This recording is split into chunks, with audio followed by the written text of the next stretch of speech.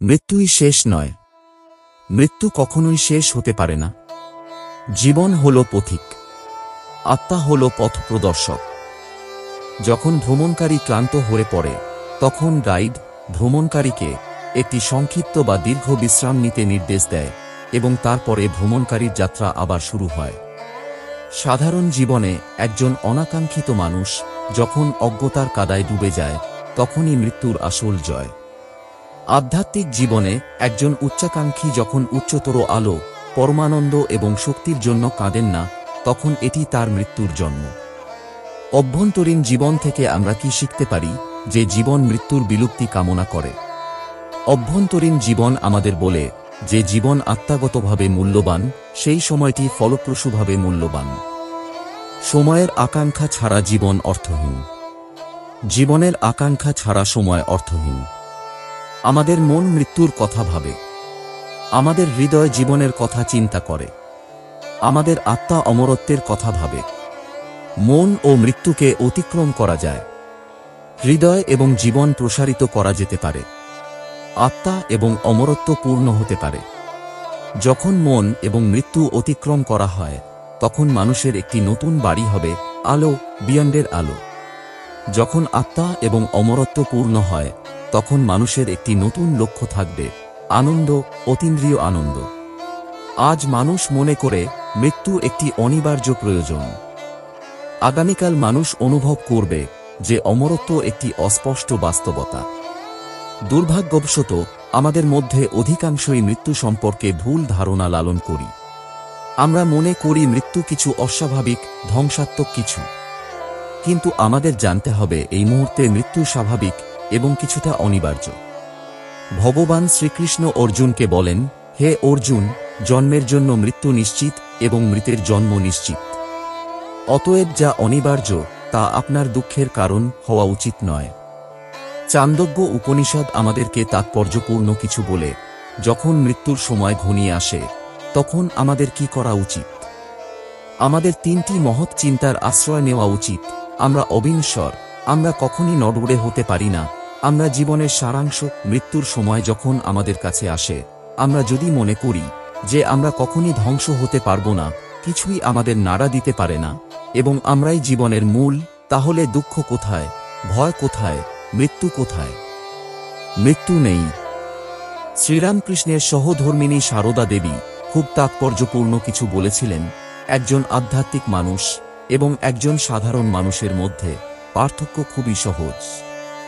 সহজেই আপনি দুটির মধ্যে পার্থক্য জানতে পারেন। মৃত্যু যখন তার কাছে আসে, তখন একজন সাধারণ মানুষ কাঁদে এবং তিক্ত অশ্রু ফেলে। যদিও একজন আধ্যাত্মিক মানুষ, যদি সে সত্যিই আধ্যাত্মিক হয়, মৃত্যু ঘনিয়ে এলে হাসবে, কারণ মৃত্যু তার কাছে মজার, অন্য কিছু নয়। এখানে আমাদের বলতে হবে যে একজন আধ্যাত্মিক মানুষ মহাজাগতিক খেলায় প্রবেশ করে সে মহাজাগতিক খেলার একটি সচেতন যন্ত্র হয়ে ওঠে। সেজন্য সে জানে মৃত্যু বিলুপ্তি নয়, এটি কেবল একটি সংক্ষিপ্ত বা দীর্ঘ বিশ্রাম। বারবার পৃথিবীতে ফিরে আসতে হবে। আমাদের পৃথিবীতে ঈশ্বরের জন্য কাজ করতে হবে। নিস্তার নেই। আমাদের পৃথিবীতে সর্বোচ্চ উপলব্ধি করতে হবে।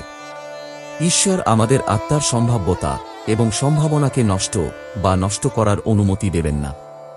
প্রতিটি অবতার আমাদের একটি উচ্চতর জীবন, একটি উন্নত জীবনের দিকে নিয়ে যাচ্ছে।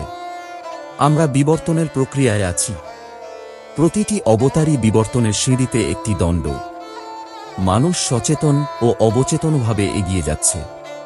কিন্তু যদি সে সচেতনভাবে প্রতিটি অবতারে অগ্রগতি করে, তাহলে সে তার আধ্যাত্মিক বিবর্তনকে ত্বরান্বিত করছে। যারা অবচেতনভাবে অগ্রগতি করছেন, তাদের তুলনায় তার জন্য উপলব্ধি অনেক তাড়াতাড়ি ঘটবে।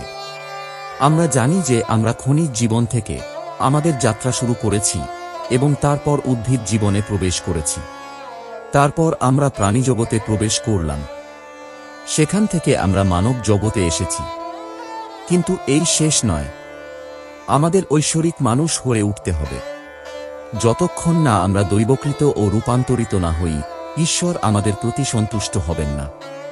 তিনি আমাদের মধ্যে এবং আমাদের মাধ্যমে তখনই প্রকাশ পেতে পারেন যখন আমরা সম্পূর্ণরূপে রূপান্তরিত এবং সম্পূর্ণরূপে আলোকিত হই। তাই যখন আমরা আমাদের বিবর্তন সম্পর্কে চিন্তা করি, অভ্যন্তরীণ বিবর্তন এবং বাইরের বিবর্তন, আমাদের প্রচুর আনন্দ পাওয়া উচিত। তথাকথিত মৃত্যুতে আমরা কিছুই হারাব না। মৃত্যু আসলে কি? মৃত্যু ঘুমন্ত শিশু। আর জীবন কি? জীবন এমন একটি শিশু যে বাবার সামনে প্রতি মুহূর্তে খেলছে, গান করছে, নাচছে। মৃত্যু হল ইনার পাইলটের অন্তরে ঘুমন্ত শিশু। জীবন অনুপ্রেরণা। জীবন হল আকাঙ্ক্ষা। জীবন বুদ্ধিবৃত্তিক মন নয়। জীবন হতাশার খেলা নয়।